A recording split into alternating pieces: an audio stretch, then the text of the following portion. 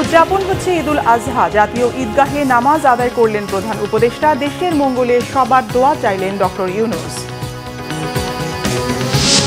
এপ্রিলে নির্বাচনের সময় দেয়া সুচিন্তিত হয়নি, মির্জা ফখরুলের মন্তব্য। বললেন ডিসেম্বরে নির্বাচন চায় বিএনপি। দুই সিটিতে আজ রাতের মধ্যে বর্জ্য অপসারণ করা হবে, জানালেন আসিফ মাহমুদ। কার্যক্রম পরিদর্শনে মাঠে ইশরাক হোসেন। দেখছিলেন ক্রাউন সিমেন্ট সংবাদ শিরোনাম, এবার বিস্তারিত। পবিত্র ঈদুল আজহা আজ। ত্যাগের মহিমায় ভাস্বর আনন্দের একটি দিন। হযরত ইব্রাহিম আলাইহিসসালাম ও হযরত ইসমাইল এর স্মৃতি বিজড়িত এই ঈদ উদযাপিত হয় জিলহজ মাসে। জাতীয় ঈদগাহে প্রধান ঈদ জামাতে অংশ নেন প্রধান উপদেষ্টা ডক্টর মোহাম্মদ ইউনূস। দেশের মঙ্গলে সবার কাছে দোয়াও চান তিনি। সরকারের উপদেষ্টা পরিষদের সদস্য, বিচারপতি, কূটনীতিক, উচ্চ পর্যায়ের কর্মকর্তা সহ সব শ্রেণী পেশার মানুষ এই ঈদ জামাতে অংশ নেন। রিপোর্ট করছেন সিকান্দার রেমান, ছবি তুলেছেন আল মাসুম সবুজ ও জাহাঙ্গীর আলম। ত্যাগেই ঈদের পরিপূর্ণতা, ত্যাগেই ধৈর্যের শিক্ষা। সেই ত্যাগের জন্যই কোরবানি। নির্ধারিত দিন ঈদুল আজহা, যার শুরু সালাত আদায়ের মাধ্যমে। জাতীয়ভাবে ঈদের জামাত, যেটি হয় হাইকোর্ট সংলগ্ন ঈদগাহ ময়দানে। অংশ নেন অন্তর্বর্তী সরকারের প্রধান উপদেষ্টা ডক্টর মোহাম্মদ ইউনূস। সাথে ছিলেন উপদেষ্টা পরিষদের কয়েকজন সদস্য সহ বিভিন্ন শ্রেণী পেশার মানুষ। আসসালামু আলাইকুম ওয়া রাহমাতুল্লাহ। ঈদের নামাজের পর খুতবায় দেশ ও জাতির সমৃদ্ধি ও মঙ্গল কামনা করা হয়। সারা বিশ্বে মুসলমানদের ঐক্য আরও সুদৃঢ় করার আহ্বান জানান খতিব। স্বল্প কথায় ঈদ শুভেচ্ছা প্রধান উপদেষ্টার।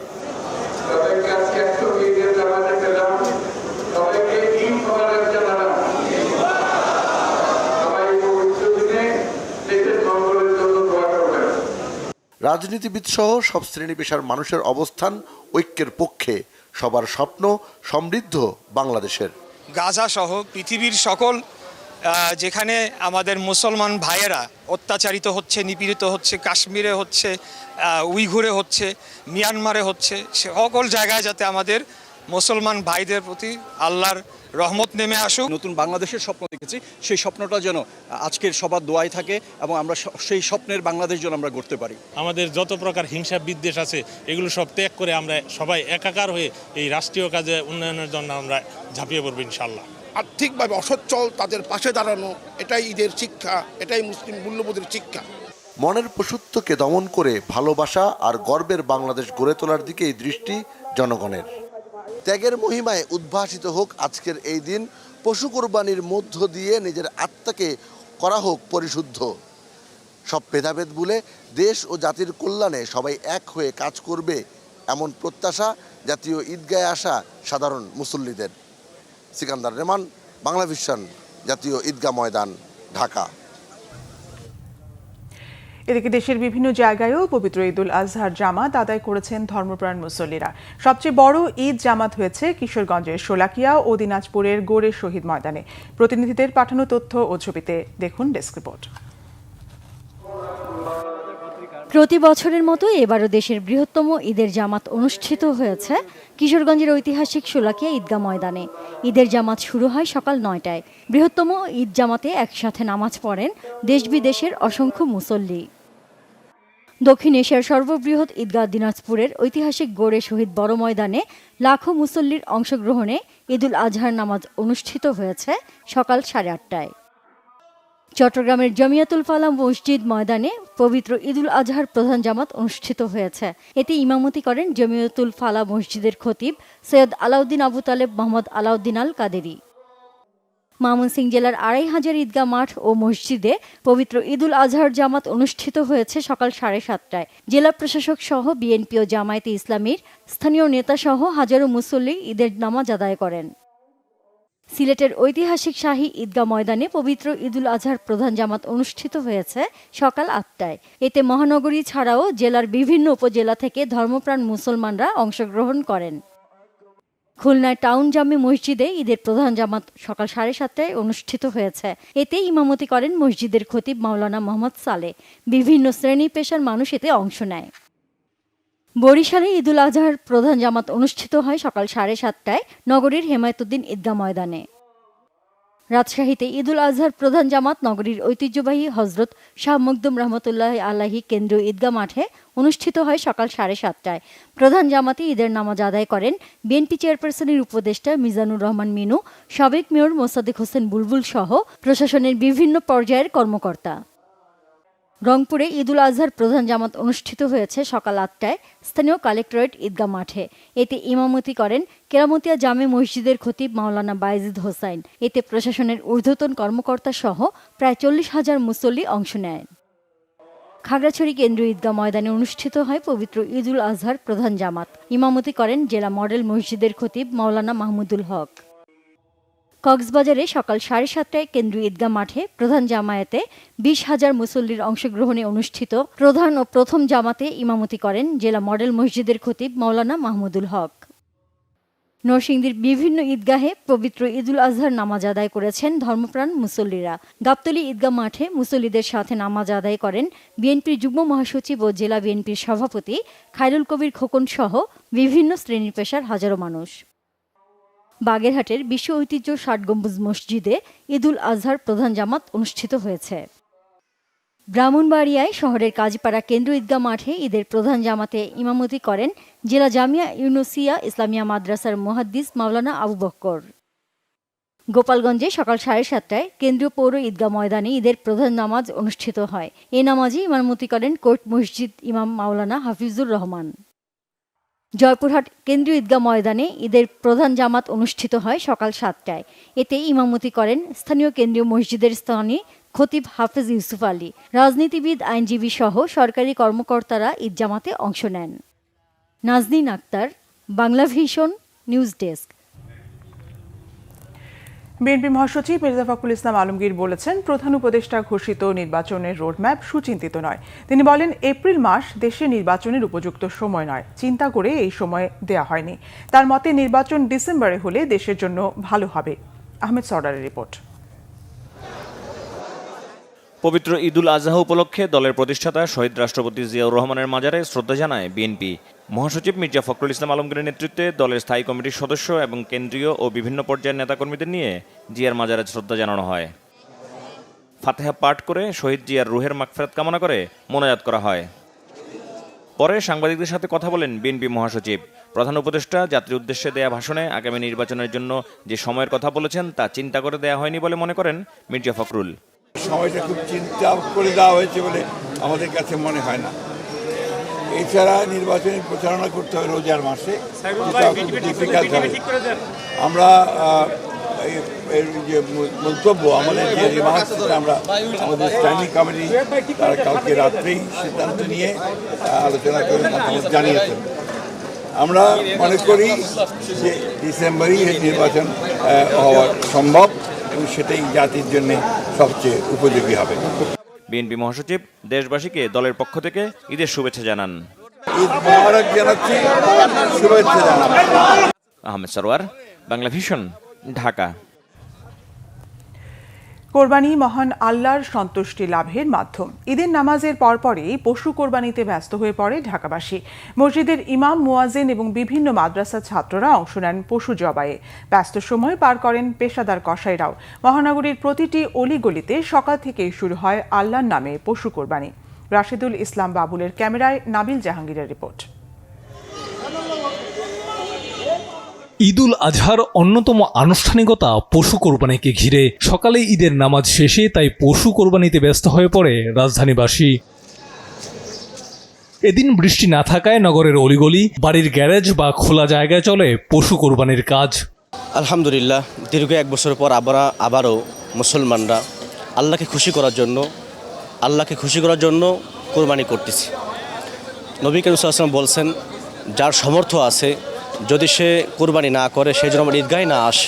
এই বছরে ঈদের আয়োজনটা অনেক সুন্দর হয়েছে, সুশৃঙ্খল হয়েছে। যে আলহামদুলিল্লাহ, শুকরিয়া, খুব ভালোই আমরা বোধ করতেছি যে কাটার লোক ঠিকই পেয়েছি এবং খুব সুন্দরভাবে কাটতেছে গরু।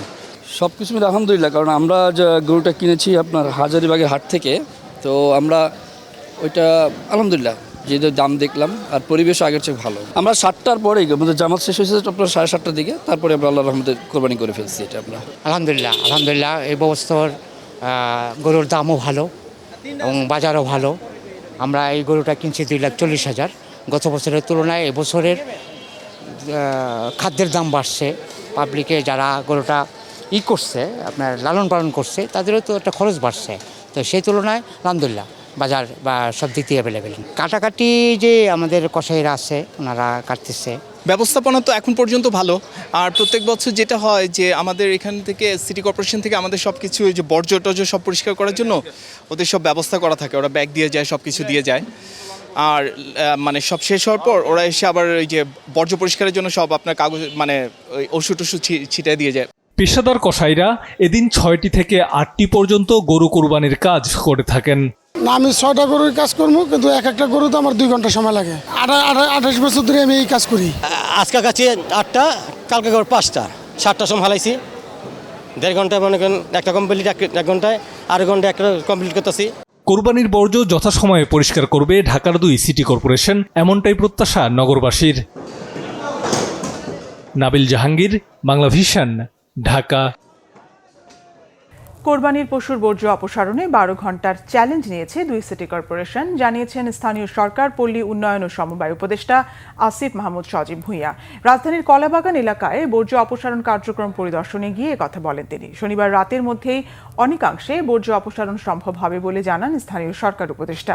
এজন্য নগরবাসীর সহযোগিতা কামনা করেন। বলেন, দক্ষিণ সিটিতে বর্জ্য অপসারণে 10,000 পরিচ্ছন্নতা কর্মী নিয়োজিত আছে।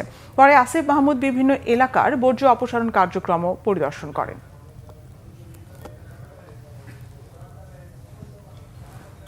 ঢাকার 2টা সিটি কর্পোরেশন 12 ঘন্টার মধ্যে এবার পরিষ্কার পরিচ্ছন্নতা করার চ্যালেঞ্জ নিয়েছে। আমরা আশা করছি আজকে রাতের মধ্যেই পুরো ঢাকা পরিষ্কার পরিচ্ছন্নতার যে সিটি কর্পোরেশনের যে কার্যক্রম সেটা সম্পন্ন হবে। দক্ষিণ সিটি কর্পোরেশনের প্রায় 10,000 পরিচ্ছন্নতা কর্মী নিয়োজিত আছেন। আমরা বিশ্বাস করি যে কিছুটা নিয়মের ব্যত্যয় ঘটলেও আমরা বিশ্বাস করি যে এই সময়ের মধ্যেই আমরা পরিষ্কার পরিচ্ছন্নতা সম্পন্ন করতে পারব। ঢাকাবাসীর জীবনযাত্রা স্বাভাবিক করতে একদিনের মধ্যেই কোরবানির পশুর বর্জ্য অপসারণের ব্যবস্থা করার ঘোষণা দিয়েছেন বিএনপি নেতা ইশরাক হোসেন। ঢাকা দক্ষিণের বিভিন্ন এলাকা পরিদর্শন করে এসব কথা বলেন তিনি। দুপুরে রাজধানীর ধোলাইখাল এলাকার বর্জ্য ব্যবস্থাপনা পরিদর্শন করেন ইশরাক হোসেন। পরে রহমতগঞ্জ পোস্তা হয়ে চামড়া ব্যবসায়ীদের সঙ্গে সাক্ষাৎ করেন। এছাড়া হাজারীবাগ, শাহজাহানপুর ও ব্রাদার্স ক্লাব এবং কমলাপুরের কোরবানির পশুর হাটও পরিদর্শন করেন তিনি। পশুর হাটে সৃষ্ট আবর্জনা সরিয়ে ফেলতে নানা নির্দেশনা দেন ইশরাক হোসেন। এ সময় তিনি সাংবাদিকদের বলেন, দ্রুত সময়ের মধ্যে বর্জ্য অপসারণে নিরলসভাবে কাজ করছেন সিটি কর্পোরেশনের কর্মকর্তা কর্মচারী। তবে বৃষ্টির কারণে অপসারণে কিছুটা বিলম্ব হতে পারে বলে আশঙ্কা প্রকাশ করেন তিনি। এ সময় বর্জ্য অপসারণে নগরবাসীকে সহায়তা করতে আহ্বান জানান ইশরাক হোসেন। আশঙ্কা করছি যে বৃষ্টিপাত হলে সেই ক্ষেত্রে কাজটা কিছুটা বিলম্বিত হতে পারে। তবে আমি বিশ্বাস করি যে আমাদের সকল শ্রেণীর কর্মকর্তা কর্মচারীবৃন্দ, পরিচ্ছন্ন কর্মী যারাই রয়েছেন, এবার তারা অত্যন্ত আন্তরিকভাবে কাজ করছেন এবং দ্রুততম সময়ের মধ্যে আমরা আশা রাখি যে নগরীকে তার স্বাভাবিক অবস্থায় ফিরিয়ে নিয়ে যেতে সক্ষম হবে। আমাদের এখানে ইন্ডিপেন্ডেন্ট একটি বর্জ্য ব্যবস্থাপনা বিভাগ রয়েছে এবং আজকে সম্ভবত 180টি অথবা 200-র মতো গাড়ি নিয়োজিত রয়েছে। ওয়েস্ট কালেকশন এবং ওয়েস্ট ডিসপোজাল, এই 2টা ফাংশন তারা আজকে এই ফাংশন 2টা ফুলফিল করার জন্য এই গাড়িগুলো নিয়োজিত রয়েছে। গত বছরের চেয়ে সামান্য বাড়তি দামে কোরবানির পশুর চামড়া বিক্রি হলেও সরকারের বেঁধে দেয়া দামের চেয়ে তা অনেক কম। বেশিরভাগ লবণ ছাড়া গরুর চামড়া বিক্রি হচ্ছে 700 থেকে 800 টাকার মধ্যে। কাঁচা চামড়া আড়তদার সমিতিও স্বীকার করছে সরকার বেঁধে দেয়া দামে বিক্রি হচ্ছে। গোলাম মানুল হাসানের রিপোর্ট। শনিবার সকালে বৃষ্টির মধ্যে রাজধানীর পোস্তা ছাড়াও বিভিন্ন পয়েন্টে মৌসুমী ব্যবসায়ীদের কাছ থেকে চামড়া সংগ্রহের কাজ শুরু করেন ট্যানারি মালিক ও আড়তদাররা। এবার রাজধানীতে লবণযুক্ত গরুর চামড়ার দাম সর্বনিম্ন 1350 টাকা ও ঢাকার বাইরে 1150 টাকা নির্ধারণ করে দেয় অন্তর্বর্তী সরকার। আর আড়তদার ও ট্যানারি মালিকরা বলছেন, লবণ ও পরিবহন খরচ যোগ করলে চামড়া প্রতি খরচ পড়ে সর্বোচ্চ 400 টাকা। সেই হিসেবে রাজধানীতে প্রতিটি গরুর কাঁচা চামড়ার সর্বনিম্ন দাম হয় 950 টাকা, কিন্তু বাস্তবতা ভিন্ন। মার্কেট তো আমরা রেট শুনছিলাম 1100 1150 টাকা, ওই হিসাবেই তো কিনছি। দুদিন না এরা যদি না নেয় তাহলে তো আর বেচার কোনো ফায়দা নেই। সর্বোচ্চ দাম তারা বলছে 600 বা 700, এর বেশি দিবে না। এখন আমরা তো না পারতে ব্যস্ত হইতেছে, এছাড়া উপায় নেই। আর মনে করি এখানে যে সেনাবাহিনী থাকতো আর যেটা সামনের ব্যবস্থা থাকতো তাহলে সবচেয়ে সুন্দর হতো। যে ছোট সাইজ ছোটোর উপর ডিপেন্ড করে। এখন সরকার যেটা দিচ্ছে এটা এভারেজ সাইজ আপনাদের 24, আমরা তো 20-22-এরও কিনতেছি। এখন বর্তমানে 800, 700, 800 চলতেছে, এটাই রেট। আন্তর্জাতিক বাজারের দাম কম হবার প্রভাব বাংলাদেশের চামড়া সংগ্রহে পড়েছে বলছেন কাঁচা চামড়া আড়তদার সমিতির নেতারা। তা তো সম্পূর্ণটাই এক্সপোর্ট ওরিয়েন্টেড হইলে ইন্টারন্যাশনাল মার্কেটের উপরে ডিপেন্ডেন্ট। সেই কারণে আমার মনে হয় না এই দামে যে বিক্রি হবে। বাজার ইন্টারন্যাশনালি কম আছে, বাংলাদেশেও কম, এর প্রভাব তো এখানে পড়বেই। এদিকে কোরবানির ঈদে 80 থেকে 85 লাখ চামড়া সংগ্রহের লক্ষ্যমাত্রা নির্ধারণ করেছে ট্যানারি মালিকরা। সরকারি নির্দেশনায় 10 দিন পর্যন্ত ঢাকার বাইরে থেকে কোনো চামড়া রাজধানীতে ঢুকতে দেওয়া হচ্ছে না। গোলাম মনিরুল হাসান, বাংলা ভিশন, ঢাকা। চট্টগ্রাম নগরীতে কোরবানির বর্জ্য অপসারণে নেমেছেন সিটি কর্পোরেশনের 4200 কর্মী। আর নগরীর বিভিন্ন ওয়ার্ড ঘুরে ঘুরে এই পরিচ্ছন্নতা কার্যক্রম সরাসরি তদারকি করছেন city mayor doctor Shahadat Hossain. সকালে ঈদুল আজহার নামাজ আদায়ের পরপরই নগরীর পাড়া মহল্লায় সড়কে পশু কোরবানি শুরু হয়। কোরবানির পরপরই dump truck, compactor, pay loader সহ 369টি গাড়ি নিয়ে এসব পরিচ্ছন্নতা কর্মী পাড়া মহল্লায় ঘুরে ঘুরে বর্জ্য সংগ্রহ করছেন। সঙ্গে সঙ্গে পানি ও ব্লিচিং পাউডার ছিটিয়ে কোরবানির স্থানটিকে পরিচ্ছন্ন করা হচ্ছে। বর্জ্য অপসারণ সংক্রান্ত যে কোনো বিষয়ে তাৎক্ষণিক যোগাযোগের জন্য নগরীর দামপাড়া অফিসে একটি নিয়ন্ত্রণ কক্ষ খোলা হয়েছে। সেখানে 2টি হটলাইন নাম্বারে যোগাযোগ করলে তাৎক্ষণিক ব্যবস্থা নেওয়া হবে বলেও জানানো হয়। এছাড়াও যারা আগামীকাল কোরবানি করবেন সেই সব বর্জ্য দ্রুততার সঙ্গে পরিষ্কার করে ফেলা হবে বলে জানিয়েছে সিটি মেয়র। ঈদুল আজহাকে ঘিরে রাজধানীর বিনোদন কেন্দ্রগুলোতে ভিড় করছেন দর্শনার্থীরা। পশু কোরবানির ব্যস্ততা শেষে বিকেলবেলা কিছুটা স্বস্তির নিঃশ্বাস নিতে বিনোদন কেন্দ্রগুলোতে ছুটেছে নগরবাসী।